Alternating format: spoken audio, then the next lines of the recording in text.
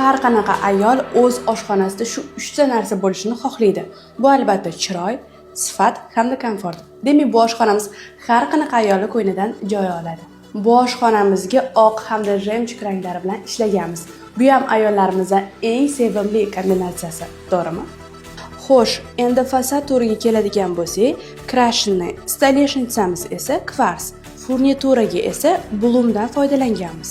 Bu shunchaki shkaf emas, balki kotelimizni shunaqa akkuratna qilib yopib berganmiz. Endi taxtakachlarni bu qismga qo'lingizdan uzatib qo'yishingiz shart emas. Sababi aynan shu qismimizga e'tibor qaratsanglar, betga bemalol qo'yishingiz mumkin. Ortiqcha suv tegganda ishlar yoki boshqa holatlar kuzatilmaydi. Bemalol chetda yuvib, shu joyga qo'ysanglar bo'ladi. Bu detskiy xonamiz. Aynan shu xonamizning devorlari rangiga moslagan holatda shkaf yasab berganmiz. Bundan tashqari e'tiboringlarni yana bitta narsaga qaratmoqchiman. Mijozimizning ikkita farzandlari bor ekan.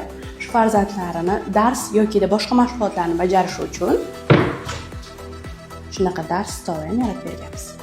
Endi esa yotoqxona qismimizga o'tamiz. Xo'sh, yotoqxonamiz uchun nimalarni yasab berdik?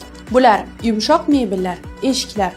Bundan tashqari nafaqat kiyimlar, balki sumka, remen va boshqa aksessuarlar uchun shkaf, TV zona hamda ayollarimizning eng sevimli burchagini yasab berganmiz. Ko'rib turganingizdek, bu oxirgi qismimiz, ya'ni hol. Bu yoni ixcham hamda chiroyli ishlab qo'yganmiz. Kadrlarda ko'rib turganingizdek, to'g'rimi?